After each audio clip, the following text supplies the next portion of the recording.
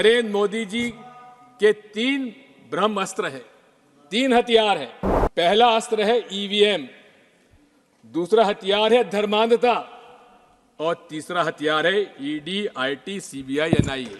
बिना धर्म का उपयोग करे राजनीति में भारतीय जनता पार्टी जनता के बीच में चुनाव में नहीं जा सकती। नरेंद्र मोदी जी खुद उन्होंने वहां पे आम सभा में कहा, बजरंगबली का नाम लो और कमल के फूल पर बटन दबाओ। लेकिन खुले रूप से नरेंद्र मोदी जी ने रिप्रेजेंटेशन ऑफ पीपल्स एक्ट का उल्लंघन किया है। जब मनमोहन सिंह जी के बारे में एक बिल्कुल असत्य बयान दिया है, उन्होंने कभी नहीं कहा जिस बारे में इन्होंने उनका उल्लेख किया है।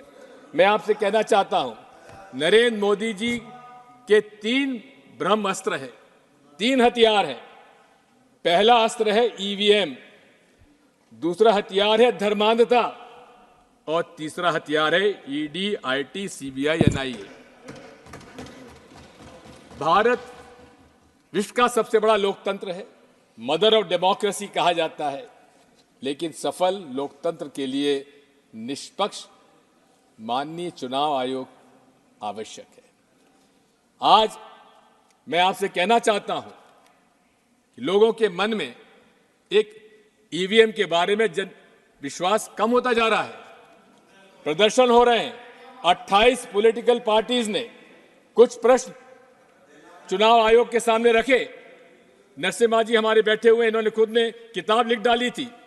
मैं आपसे कहना चाहता हूं कि क्या चुनाव आयोग का आज व्यवहार निष्पक्षता से है क्या? 28 राजनीतिक दलों ने उनसे मिलने का समय मांगा। 6 महीने में माननीय चुनाव आयोग को 28 पॉलिटिकल पार्टी से मिलने का समय तक नहीं मिला। हम ऐसे चुनाव आयोग पर कैसे भरोसा करेंगे? मैं आपसे कहना चाहता हूं कि एक तरफ जहां उच्चतम न्यायालय ने अपना सुझाव भेजा कि चुनाव आयोग के सदस्यों के चयन के लिए माननीय मुख्य न्यायाधीश उच्चतम न्यायालय के उनको भी उसका समिति का सदस्य बनाया जाए, लेकिन प्रधानमंत्री जी को रास नहीं आया और उन्होंने यहां से बिल पास करा लिया। जब सारे विपक्ष के संसद सदस्यों को उनको उन्होंने निष्कासित कर दिया था। और क्या किया कि प्रधानमंत्री जी के अलावा प्रधानमंत्री जी द्वारा मनोनीत मंत्री भी उसका सदस्य होगा। इसका मतलब कि 3 सदस्यों में 2 जब प्रधानमंत्री जी द्वारा होंगे तो उससे क्या उम्मीद की जाए। और यही नहीं है, आज ये बात साफ हो गई है कि बीईएल के अंदर 4 डायरेक्टर्स, इंडिपेंडेंट डायरेक्टर्स की नियुक्ति किनकी हुई है? भारतीय जनता पार्टी के लोगों की। सभापति जी महोदय, हमारी मांग क्या है? आज कंप्यूटर साइंस इतना आगे बढ़ चुका है कि हमारा जो मकसद है वोट डालने का, क्या वो उसका निर्णय हमको मिलता है क्या? आज सॉफ्टवेयर निर्णय करता है कि आपको मशीन क्या नतीजा देती है। हमारी मांग क्या है?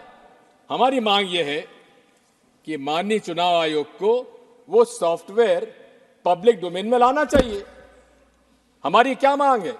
ये मेरा अधिकार है, एक वोटर के नाते अधिकार है कि मैं जिसे वोट चाहूं उसको वोट पड़े। महोदय, कि इस पूरे विश्व में केवल 5 देश ऐसे आज हैं जहां ईवीएम के माध्यम से चुनाव हो रहा है। उसमें से ऑस्ट्रेलिया में जो सॉफ्टवेयर डाला जाता है वो पब्लिक डोमेन में है। मैं पूछना चाहता हूं आपके माध्यम से प्रधानमंत्री जी और पूरे मंत्रिमंडल से, क्या कारण है कि वो सॉफ्टवेयर बताने में क्यों इतने परहेज करते हैं? क्या डर है उन लोगों को? आज जब मांग उठ रही है जनमानस में कि चारों तरफ से कि हमें ईवीएम नहीं चाहिए, उस समय पूरे देश में ईवीएम का प्रचार करने के लिए चुनाव आयोग प्रदर्शन कर रहा है। अरे, हमें प्रदर्शन करने की आवश्यकता नहीं है। आप हमारी बात इतनी सी मान लीजिए, या तो आप बैलेट पेपर से चुनाव कराइए, जो 2018 में कांग्रेस पार्टी ने एआईसीसी रेजोल्यूशन में अपना मत रखा था, उस पर हम आज भी कायम हैं। और यदि आपको ईवीएम से इतना ही प्रेम है तो आप हमारे हाथ में वीवीपैट स्लिप जब नीचे गिरती है तो उसको हमारे हाथ में दे दीजिए और हम जाकर मतपेटी में डाल देंगे। इसमें क्या ऐतराज होगा माननीय अध्यक्ष महोदय, सभापति महोदय? मैं आपसे इतना अनुरोध करना चाहता हूं कि दूसरा हथियार इनका धर्मांधता का है। धर्म से इनका कोई नाता नहीं है। हिंदुत्व एक आइडेंटिटी थी, सावरकर जी ने जिसको नाम दिया था और उन्होंने खुद ने कहा था इसका कोई धर्म का लेना देना नहीं है। लेकिन बिना धर्म का उपयोग करे राजनीति में भारतीय जनता पार्टी जनता के बीच में चुनाव में नहीं जा सकती। और यहां तक कर्नाटक के चुनाव में नरेंद्र मोदी जी खुद उन्होंने वहां पे आम सभा में कहा बजरंगबली का नाम लो और कमल के फूल पर बटन दबाओ। चुनाव आयोग माननीय सभापति महोदय, मेरी आपत्ति इस बात की है कि अगर छोटी मोटी बात भी अगर कोई और अन्य दल का कर देता उसको नोटिस मिल जाता, लेकिन खुले रूप से नरेंद्र मोदी जी ने रिप्रेजेंटेशन ऑफ पीपल्स एक्ट का उल्लंघन किया है, अब इसमें सेक्शन 123(3)(a) का, लेकिन उस पर चुनाव आयोग ने संज्ञान में क्यों नहीं लिया? आज भी पूरे देश में धर्म के नाम पर ये व्यवसाय कर रहे हैं। वो राम मंदिर का निर्माण जो कि नरसिम्हा राव जी ने रामालय ट्रस्ट को सौंपा था, चारों शंकराचार्य और स्वामी रामानंदाचार्य के रामनिषाचार्य जी 5 लोगों का रामालय ट्रस्ट बनाया, उसके हाथ में क्यों नहीं दिया? किसको दिया? विश्व हिंदू परिषद के हाथ में। और विश्व हिंदू परिषद के हाथ में देकर निर्मोही अखाड़ा जो पूरे तरीके से 10 मिनट नहीं 5 मिनट तक हो गए जो हमारे पास सूचना थी, 10 मिनट के लिए। सर देखिए, आपने देखिए मेरी इस बारे में सर मेरी आपसे 5 मिनट का समय और दीजिए, 2 बातें मुझे और करना है। आपको 5 मिनट दिया गया था, ऑलरेडी 10 मिनट हो गए हैं। 5 मिनट समय तय था आपके लिए। देखिए बात यह है, बात यह है हमारे अब कोई समय ही नहीं, हमारे लीडर ऑफ ऑपोजिशन का समय हमारे इसमें नहीं रखा जाना चाहिए, क्योंकि वो उनका अधिकार है। अभी जो नियम तय है उसी के अनुसार चलेंगे। प्लीज आप कंक्लूड करें। मैं आपसे कहना चाह रहा था कि पीपल्स रिप्रेजेंटेशन एक्ट का वायलेशन हो रहा है, उस पर कोई संज्ञान में नहीं लिया जा रहा है। मैं आपसे इतना कहना चाहता हूं कि आज तीसरा हथियार इनका है ईडी, आईटी, सीबीआई, एनआईए का। इसमें मोदी जी को कहते हैं मेरी गारंटी, मोदी गारंटी का एक आपको उदाहरण देना चाहता हूं। भोपाल के अंदर उन्होंने भाषण में कहा कि मेरी मोदी गारंटी, ये महाराष्ट्र के नेता, उन पर 70,000 करोड़ का घोटाला है, उनको मैं जेल भेजूंगा। लेकिन 3 दिन बाद क्या हुआ सभापति महोदय? जेल भेजने के बजाय उनको मुख्यमंत्री बना दिया गया। देवेंद्र फडणवीस कहते थे दादा चक्की पीसिंग, आज दादा जेल में नहीं, महाराष्ट्र के मंत्रालय में बैठकर मोदी जी गारंटी कर पीसिंग कर रहे हैं। मैं आपसे कहना चाहता हूं कि पूरी तरह से भारतीय जनता पार्टी दल एंटी पुअर है, शुरू से रही है, कोई नई बात नहीं है। पूरे कॉर्पोरेट्स के पक्ष में इनका पूरी रही है पूरा।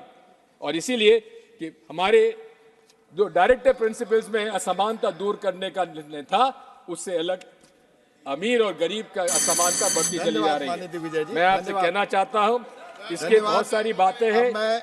और इसी के साथ साथ हमारे पूरे देश में जर्नलिस्ट, एक्टिविस्ट, वो लोग हैं, उनको जेल भेजा गया। I'll take 2 minutes more. No, sir. 2 minutes. Please, 2 minutes more. Sir, 2 minutes. I've already given you. Please, 12 minutes. Conclude. Sir, I had spoken to chairman, sir. Sir, मैं उसके तरह समय दे रहा हूँ already. Please, I'll take 2 minutes. Conclude. No. Only 2 minutes. Please conclude. Only 2 minutes. I'm concluding. Conclude. Sir, पूरे देश में activist, journalist, students, इनको अपराध लगाकर बेल नहीं दिया गया। क्या भीमा कोरेगांव के हो, सीए एनआरसी के हो, जेएनयू की, इनके सब के खिलाफ कार्रवाई की। मैं आपसे अंत में एक ही बात कहना चाहता हूं, इस देश एनडीए के अलायंस पार्टनर्स, बीजेपी के जो अलायंस पार्टनर्स हैं, उनके लिए मेरी एक जो कविता 1940 में लिखी गई थी, उसमें पढ़ के वो उसी में खत्म करें। तो वो पेस्टर मार्टिन न्यूमन ने लिखी थी। First they came for the socialist, and I did not speak out because I was not a socialist. Thank you. Then they came for communists. I was not a communist because I was not a communist, so I did not speak out. Thank you. Then they came for Jews. I Thank was not you. a Jew, so I'll I did call not speak now out. Manya But when Shri they came for me, K.R. Suresh there Reddy was ji. no one left for. माननीय Shri K.R. Suresh Reddy please माननीय K.R. Suresh Reddy अब आपकी बात record पे जाएगी आपकी बात record पे जा रही है अब आपकी बात रिकॉर्ड पे जा रही है K.R. Suresh Reddy Well, sir, my respect for the senior member, that's why I had to please wait. Yes